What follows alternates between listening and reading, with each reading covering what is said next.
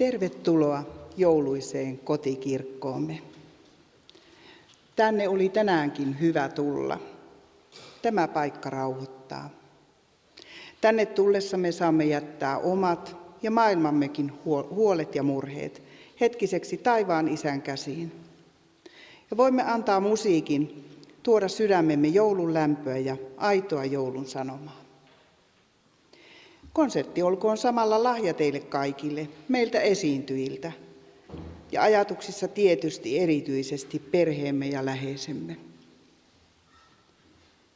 Tänä iltana aloitetaan tutulla yhteislaululla Arki huolesi kaikki heitä.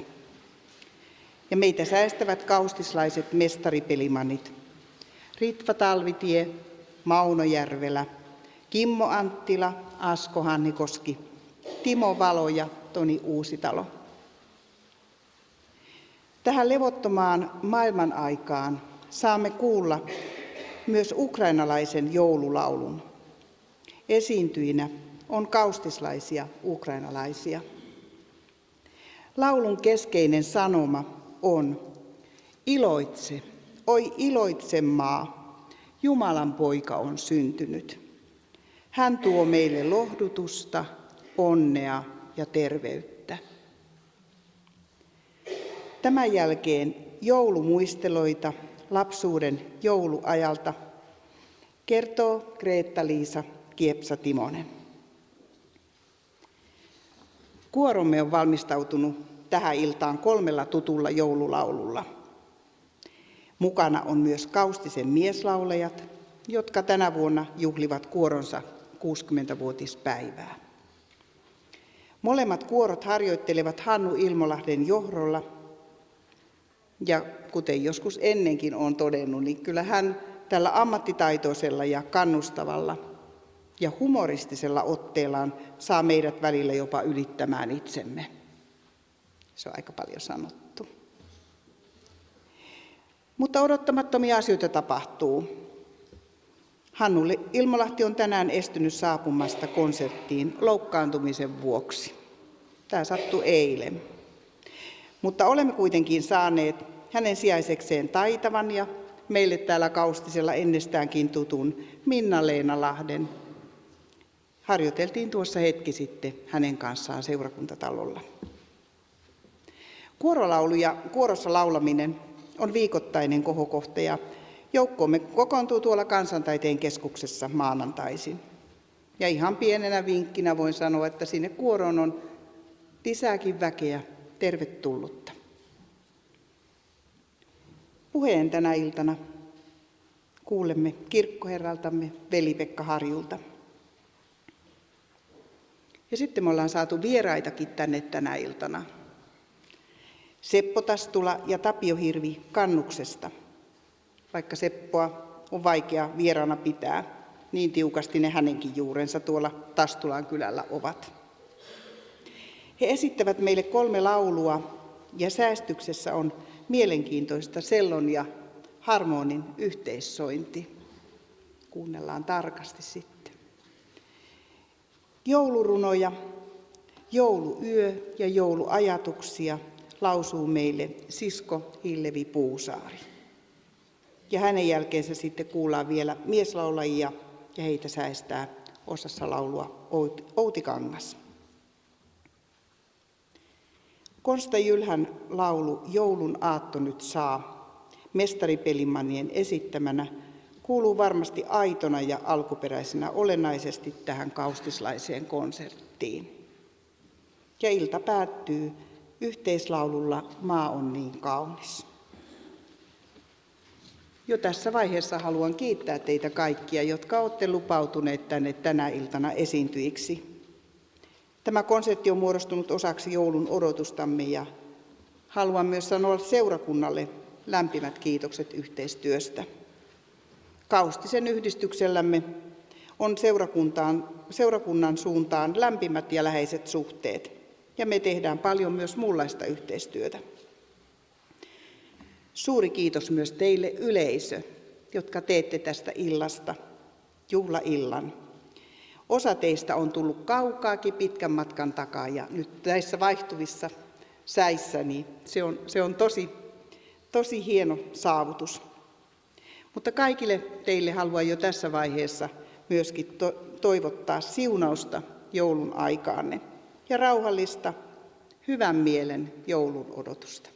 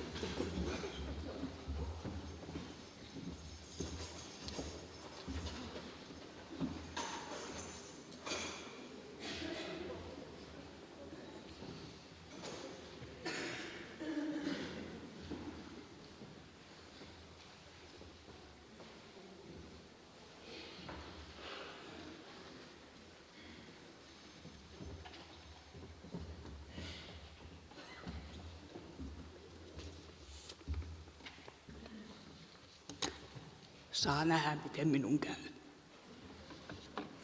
Olen tottunut kirkossa olemaan enempi sillä penkin puolella. Sain kauheasti hyviä ohoiheita. Että puhut sitten hithasti ja rauhallisesti.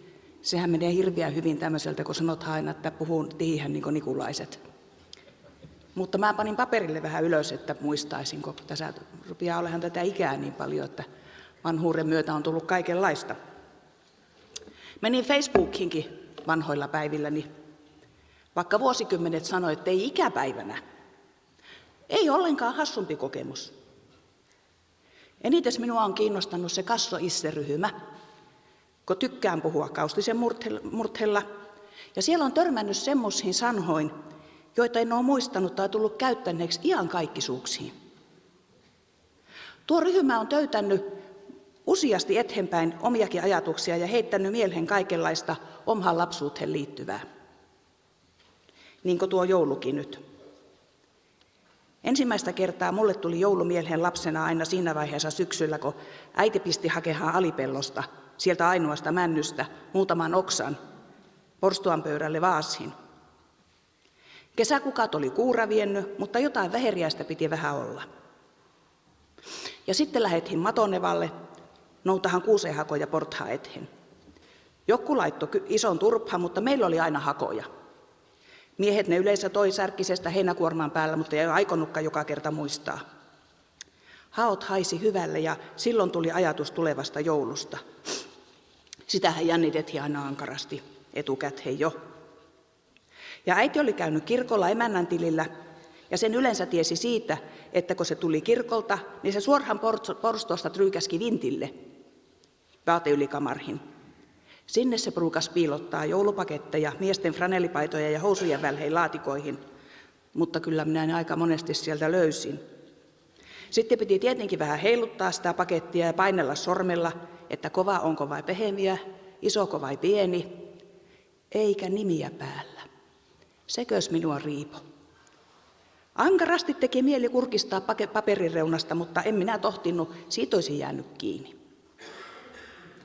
Itsenäisyyspäivän jälkeen yhtenä yönä oli ilmestynyt osuuskaupan näyteikkunhan joulupukki.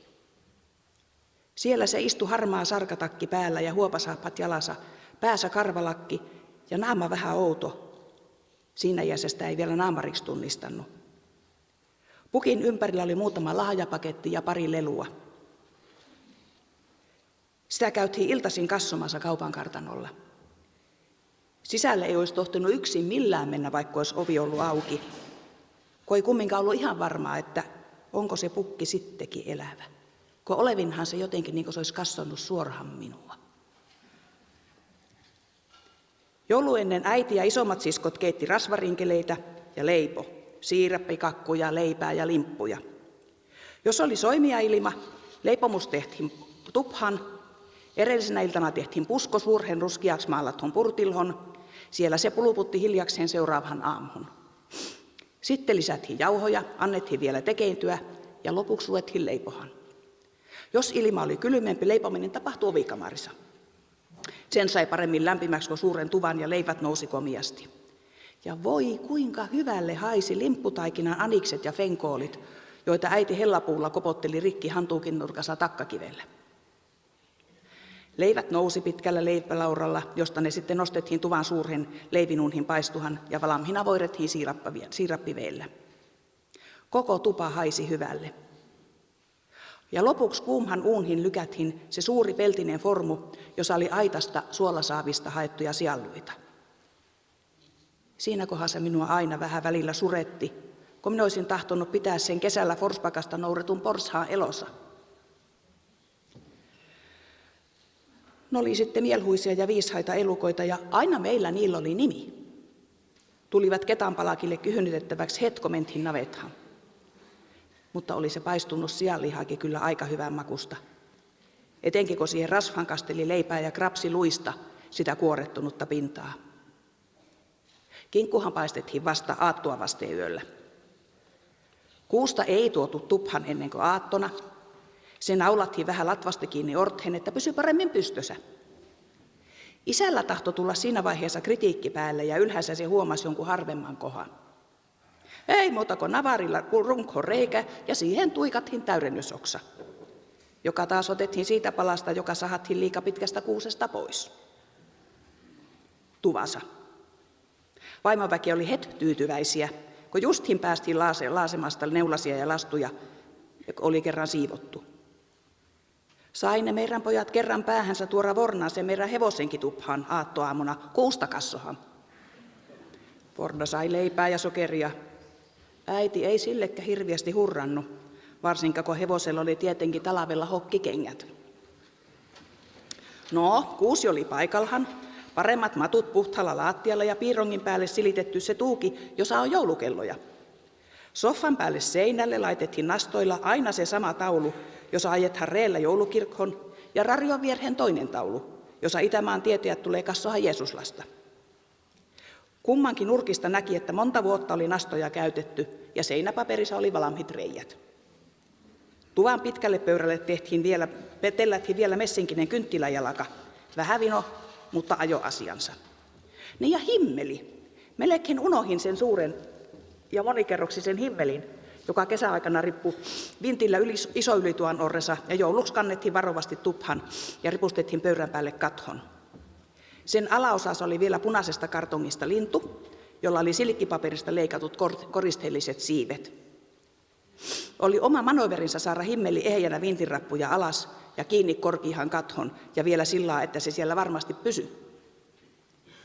Kuusessa ei mahdottomasti koristeita ollut. Elävät kynttilät, latvatähti, muutama kapia hopianauha ja puumulitukkoja puhallettiin oksille luntamarkkeeraahan.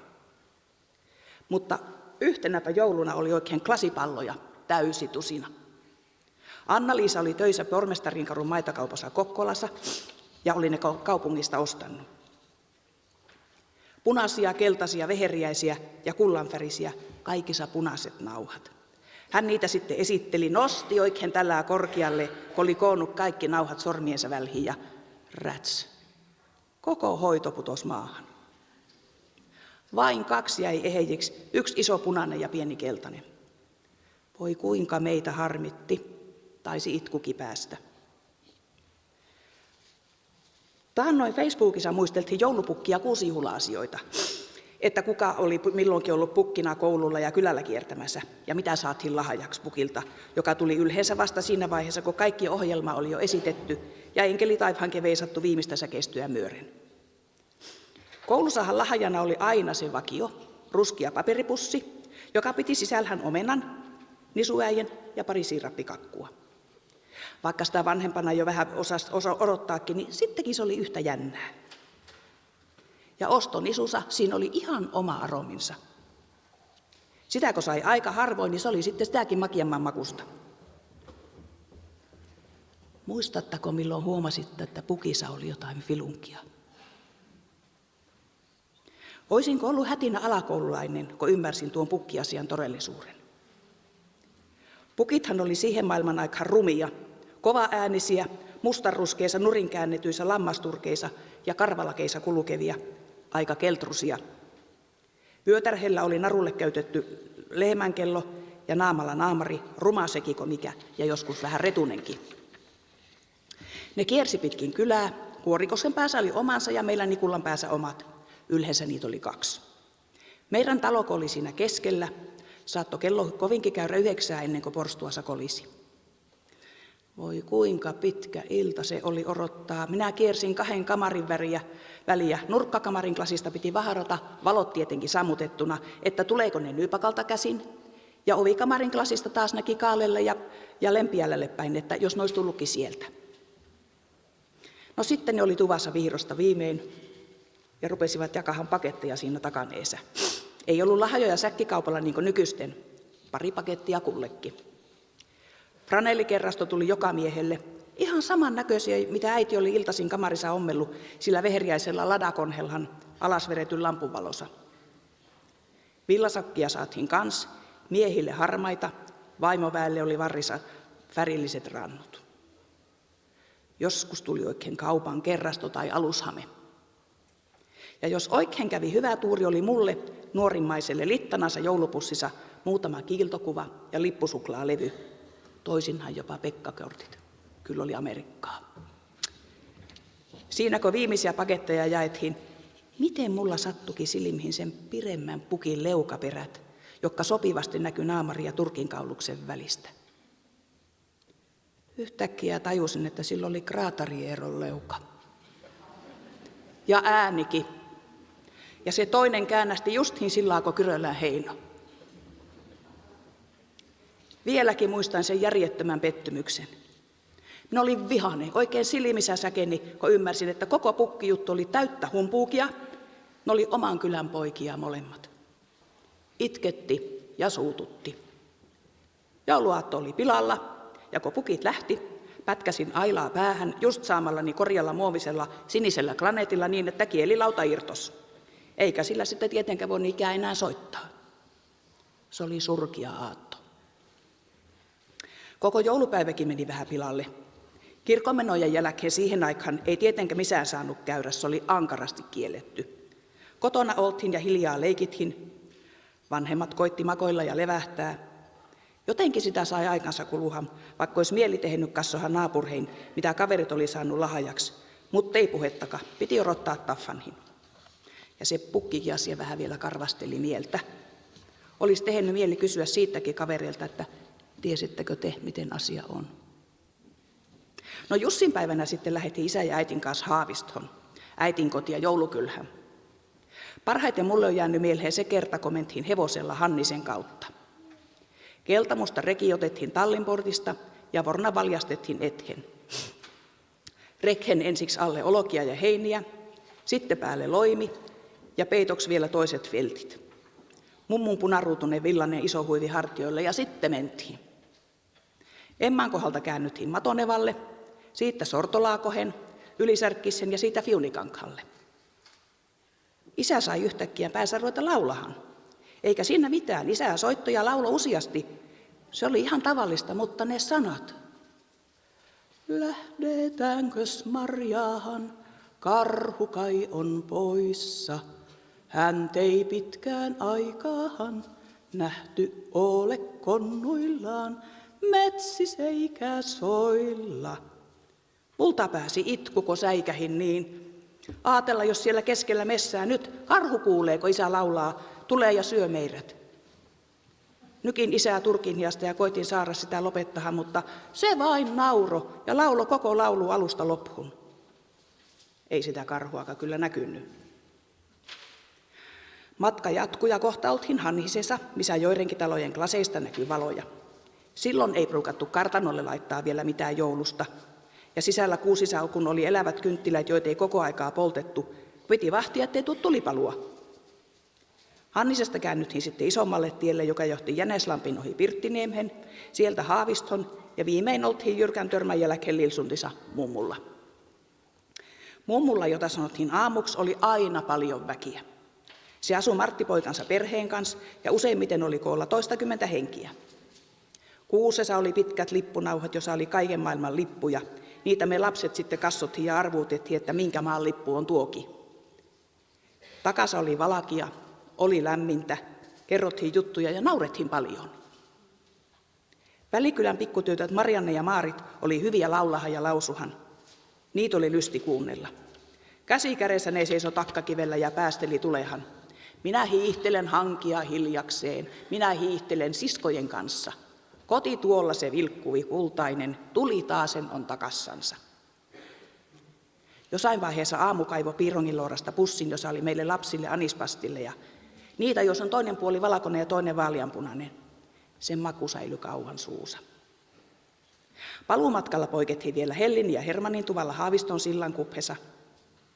Hermanni oli aikoinaan ollut nuorempana Amerikassa ja silloin oli sieltä tuotu pöytäkello, joka soitti korjaa säveltä. Hermanni pruukas narrata meitä lapsia, että herran kissa osaa lukia. Kuulemma monena aamuna, kun hän oli noussut ylös, kissa oli istunut keittiön pöydällä, silmäklasit päässä ja lukenut Österbottningenia. Vei se Hermanni meidät lapsetkin kerran Haaviston sillalle ja viisas kohti Vestasuntia ja totesi, että tie Mariehan. Ja me uskotiin. Mutta se on kesäjuttuja se ja niistä sitten joskus toisen kerran.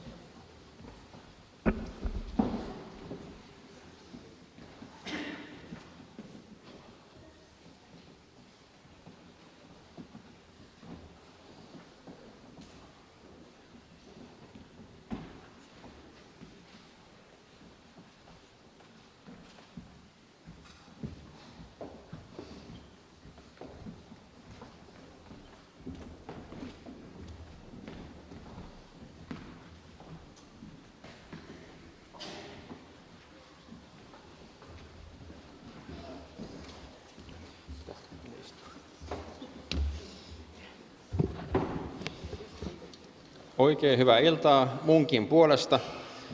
Ollut tähän asti tosi mukava sekä kuunnella että katsella. Lähinnähän tällä lauluillassa katsellaan niin kuin sinne päin, missä jotain tapahtuu, joko kuorua, orkesteria tai puhujapönttyä. Mutta minä katsoin välillä tuossa, varsinkin kun Kiepsä puhui, ja myös laulujen aikana välillä teitä. Ja voi sitä ilmeiden kirjoa, mikä tässä kerkiää olla moneen otteeseen. Ei ainoastaan silloin, kun puhuttiin kinkunpaistosta, jolloin mulle tuli nälkä, vaan että ihan teidän ilmeet vaihteli. Välillä joku naurahti mielessään, toinen kuivasi silmäkulmaansa. Ja joku oli selvästi läsnä olevasti poissa oleva, eli eläytyi johonkin vanhaan, ehkä lapsuuden muistoonsa. Ja hyvä niin, että tämmöisessä illassa on mahdollisuus olla yhdessä koolla, mutta myös välillä aivan kuin hetkeksi poistua paikalta itselle tärkeään hetkeen, muistoon ja sieltä palata sitten taas aivan kuin hakemaan uutta voimaa ja sitä joulun odotuksen mieltä. Joko sulla on tämä joulun odotus käynyt mielessä? Mulle se tuli vähän niin kuin hirvi yleensä, eli puskista ja yllättäen. Vein pyhänpäivänä kynttilää isän haudalle ja tulin tuosta sitten airan yli, niin kuin aina kun jaksa mennä portista, ja laitoin kynttilän ja vievyin aikani ja istuin autoon ja sitten panin ration päälle tai musiikki alkoi soida. Spotify tilaamatta antoi laulun, josta tuli jouluinen olo ja semmoinen niin kuin tuplaherkkä olo, kun siellä lauloi Jepa Lampert Lennikalle Taipaleen säästyksellä joululaulua Armon tähti. Osui ja upposi. Se tuli yhtä aikaa mieleen. Jouluaatto ja sama paikka. Samat rutiinit, mutta kumminkin semmoinen juhlava olo, että pian meillä on joulu. Ja se joulu on niin kuin iloinen asia meille, jotka ollaan elossa, mutta myös heille, jotka ovat kuolleet, niin joulu on heillekin ilojuhla, sillä silloin Jumala lähetti poikansa tuomaan koko maailmalle elämän. Meillä lapsuudessa joululaulut aloitettiin aina reilua viikkoa ennen adventtia, ruvettiin laulahan Jarin päivänä, isoveli oli Jari, ja on koittanut perinnettä pitää mielessäni, paitsi tänä vuonna sattui se myrskyhomma, pari päivää oli jatkuvaa lumityötä ja jännittämistä, että tuleeko vielä enempi, niin unehtui laulaa. Mutta tuli mieleen kirja, mitä luettiin aikanaan lapsille joulun tullessa. Sen nimi oli osuvasti Myrskyillan kertomus. Se oli yksi 3 kirjasta, mitkä oli kaikkien suosituimpia. Tontun omenajahti, Nalle, jonka joulupukki unohti, ja sitten tämä punainen amerikkalaissyntyinen kirja Myrskyillan kertomus. Se kertoo pienestä pojasta, joka lähtee joulun aikaan kotoansa hiihtämään vuoristossa, kun asuivat siellä Pohjois-Amerikassa. Lähti tutuille vuorille, jotka oli isoisät tuonut tutuksi. Siellä oli paljon retkeilty ja vähän kiipeiltykin.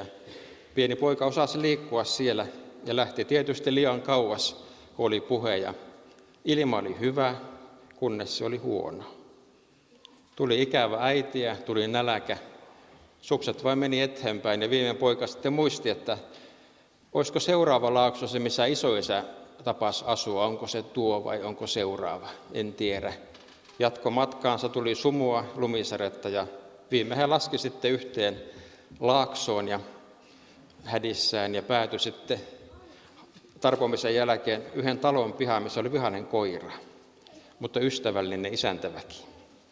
Hyvin iäkäs pariskunta otti pojan sisälle ja tietysti sanoi, että mitä sä täällä oot omiin lupihnes täällä tämmöisellä kelillä. Ja hän sanoi, että no minä lähdin vain. Ja hän sai kuivaa ylle ja lämmintä kaakaota ja nisua ja takhaan pantiin valkia. Ja tuntui hyvältä päästä outojen ihmisten hyvään hoitoon ja suojaan. Ja kun ilta siinä kului, niin vanha mummo sanoi, että ja nyt alkaa joulukertomus. Poika oli siellä filtteen käärittynä ja hän sai kuulla aivan niin kuin nopeutettuna, lyhennettynä Pyhän Raamatun kertomuksia alkaen ihan maailman synnystä. Jumala loi kauniin maailman, kaikki hyvin, paratiisin kauneudesta. Aatamin ja Eevan virheestä ja pahasta mielestä ja paosta paratiisista. Ihmisen levottomuudesta ja harhailemisesta orpona. Ja siitä, miten Jumala antoi sitten toivon, että jonakin päivänä tulee teille vapahtaja pelastamaan teidät. Ilta kului siinä ja poika rupesi olla tietysti väsynytkin.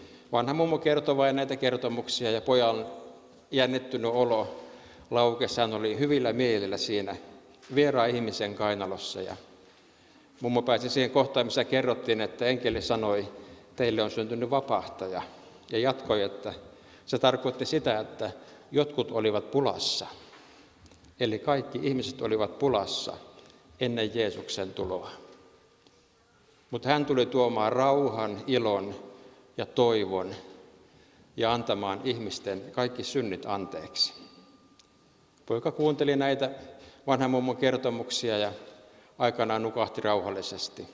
Aamulla saatiin puhelimella yhteys sitten kotikulmille ja poika pääsi aikanaan kotiin, mutta hän oli saanut myrskyisenä iltana lohduttavan ja levollisen kertomuksen, joka rauhoitti elämän ja antoi taas toivoa.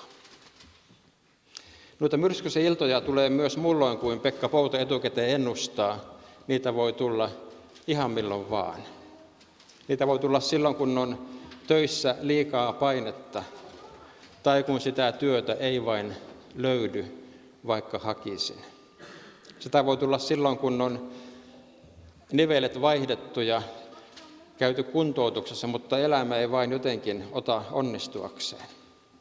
Tai sitä voi tulla silloin sitä myrskyistä oloa, kun päällisin puolin kaikkien mielestä ja ehkä omasta mielestä hyvin menee, mutta menköön, mutta jotain puuttuu. Ei puutu pakkia, niin kuin vanhassa Helkaman mainoksessa, vaan puuttuu eteenpäin menemiseen suunta ja oikea mieli. Silloin olisi hyvä kuulla pienen pojan tavoin myrskyisen illan kertomuksia Jumalan hyvyydestä tätä maailmaa kohtaan ja myös meitä molempia kohtaan. Tämän illan laulujen ja lähestyvän joulun ajan ja adventin sanoman kautta, joka Raamatusta meille tarjoillaan kahdesta kaiuttimesta, vanhasta ja uudesta testamentista, saamme vahvistua luottamuksessa siihen, että olemme edelleen Jumalalle rakkaita, Jeesuksen lunastamia ja myös taivaaseen kutsuttuja. Kun laulamme tänäänkin viimeistä laulua, siinä on tärkeä viesti: taivasta kohti matka vie. Hyvää adventin matkaa ja siunausta siihen.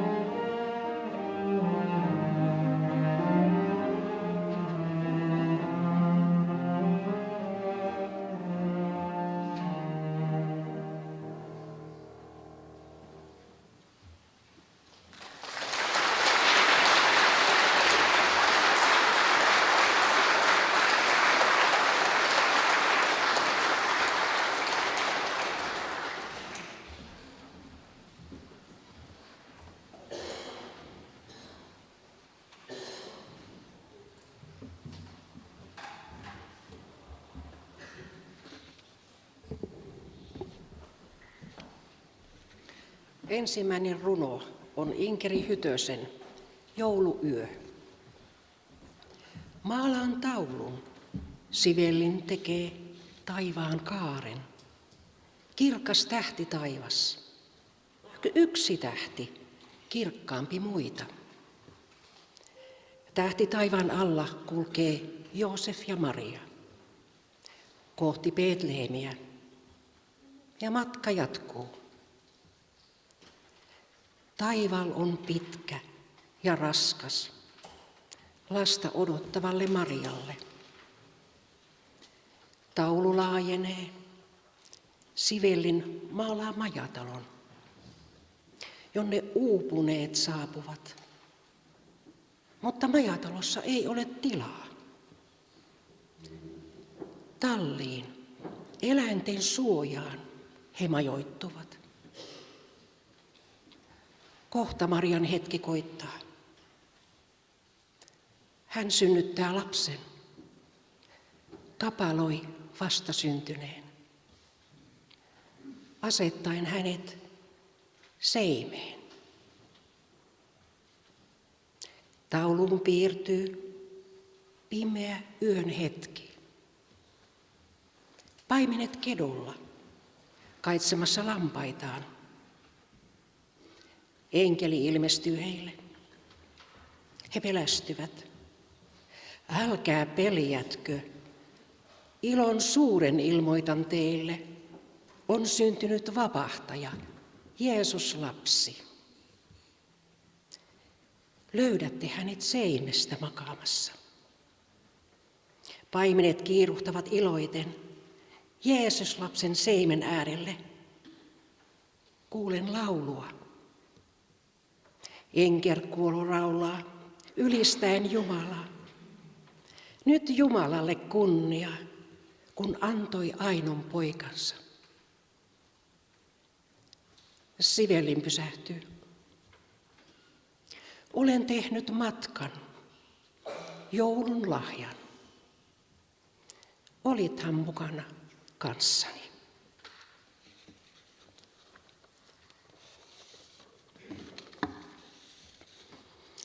Toinen runo on Harjurannan mummun jouluajatuksia. Joulupöytä on katettu, tarjolla yltäkyllin ja enemmänkin. Tallin tuoksua, tähti taivaan loistoa. Vastasyntyneen katse kutsuu. Tulkaa, omistakaa lahjoista suurin. Juuri sinulle toin taivaan. Jokaisen kurkihirren alle, matalin majoihin, pieniin pirtteihin, kuin koreisiin, koteihin, tuoksuviin tupiin. Tulkoon joulu, tulkoon taivas, lahjaksi vastasyntyneen valoksi sydämeen, juhliin. Kyllä janottaa. Sinappisillit, laatikot, kinkut, kuulat, kinuskit. Suklaakonvehdit, klassikot. Tänäänkin on tarjolla janoisille lasillinen raikasta vettä, elämän lähteestä, pohjattomasta, ihan ilmaiseksi. Nyt juhlitaan, pukeudutaan parhaimpiin ja käännetään selkä arjen harmaalle. Katsotaan riemua suoraan silmiin. Joulu on tässä ja läheiset läsnä. Joulussa soi täyttynyt odotus. Immanuel, Jumala meidän kanssamme. Hyvää joulua väsyneille, pettyneille, itsensä unohtaneille. Hyvää joulua kulkijoille, erämaahan eksyneille. kaikkensa antaneille. Hyvää joulua onnellisille, elämästä kyllänsä saaneille, omastaan jakaville. Hyvää joulua sinulle ja minulle, kalleimman lahjan saaneille.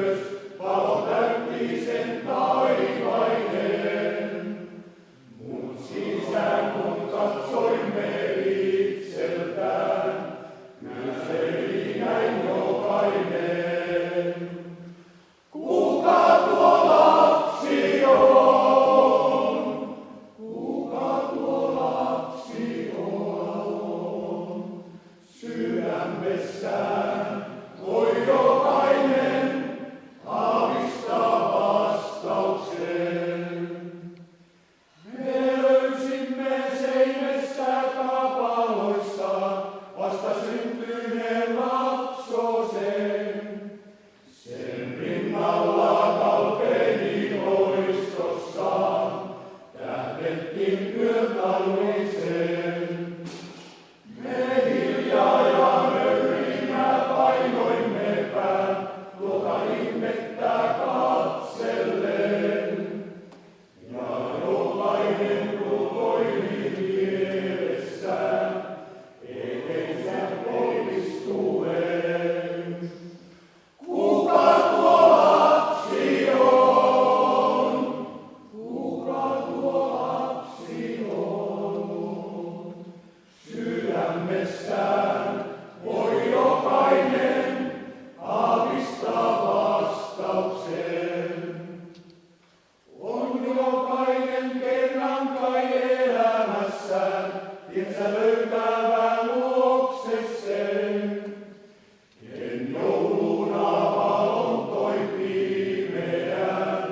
Päiväksi yön kultaa